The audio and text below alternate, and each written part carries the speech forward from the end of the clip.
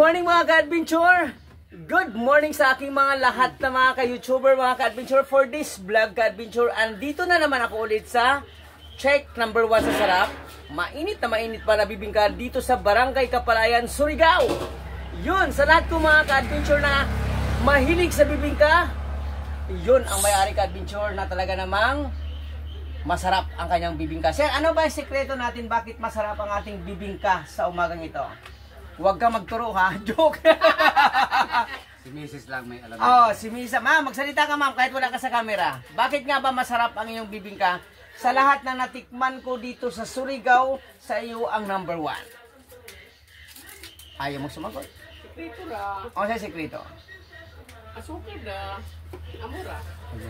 Ayaw talaga ni ma'am sabihin ang sekreto. Pero alam niyo po ba ka-adventure, para sa akin ha, mayroon talaga siyang sekreto na wala sa iba kung bakit nga ba binalik-balikan, dinudumog siya, hindi lang sa kanilang mga kababayan dito sa, or kababayan dito sa Barangay Kapalayan, kundi, alam niyo po ba, kanina may nakita ko na aking kapitbahay pala, kapitbaryo na taga-Barangay Bonifacio na dito rin bumili sa masarap na bibingka. Yun, kung ganun kasarap ang bibingka, ganun din kami ni Sir Kasarap, tinta mo, nakasando pa kami.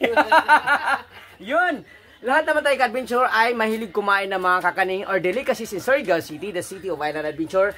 Dito ka-adventure talaga namang para sa akin, highly recommended pagdating sa sarap na lasa, swak na swak para sa masa, swak para sa lahat. Ating silipin ka-adventure kung ano ba talaga ang naluto at ilan ang naluto sa araw na ito, kasi ang sabi ng may-ari, ito daw yung last na cook nila kasi maaga pa talaga sila nagluluto, gawa ng marami talagang nag-book at marami nag-aantay. Alam niyo po ba, for my experience sa araw na ito, kanina may 3 nag-aantay na, hanggang sa may 2, hanggang sa ako rin ay nag-aantay. Makakain na nga. Sir, mag-hi ka muna sa aking vlog. Yun. Ayun, ka-adventure, ito na yung bibingka na sinasabi ko sa inyo. Kita mo naman yung itsura. Mainit pa siya ha. Ating nga tikpan, ka-adventure. Wow. Napakasarap. Oh, sana all may lechon. Ayun.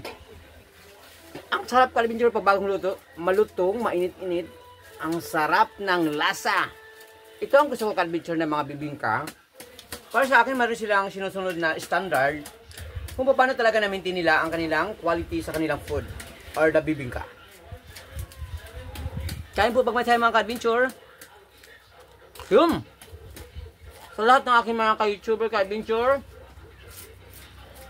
shout out po sa inyong lahat at mag-ingat tayo ka-adventure kung saan man tayo makarating. Kasi ako yung ka-adventure, I'm dito na ako ka-adventure sa Barangay Kapalayan na isa sa paborito kong lugar na pasyalan.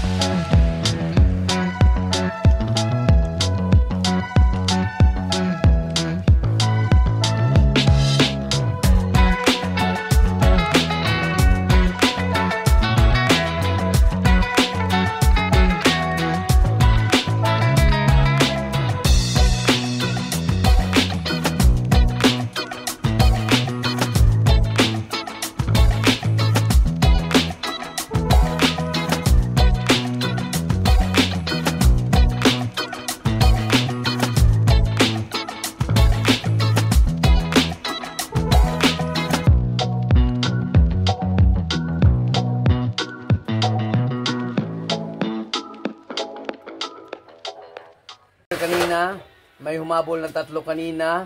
May isa, si Kagawad, going to Kagawad ba da? Future Kagawad. Mayroon na may isang Adat na pong customer. Kaya sa lahat na hindi pa nakatikim ng bibingka dito mga ka-adventure, tikman nyo na. Kilala mo naman ako sa mga audience. Sige, pakilala ka, sir. Ako po pala si Eugene Figuracion from Surigao City, Barangay Kapalayan. Sir, bakit sa tinatawag na Barangay Kapalayan? Alam galing yung Barangay siya sulupin. dahil may 8 purok. Pag naglangkop sa isang barangay sa Kapalayan. Grabe ka lang yung langkob, no? Oo. Ano?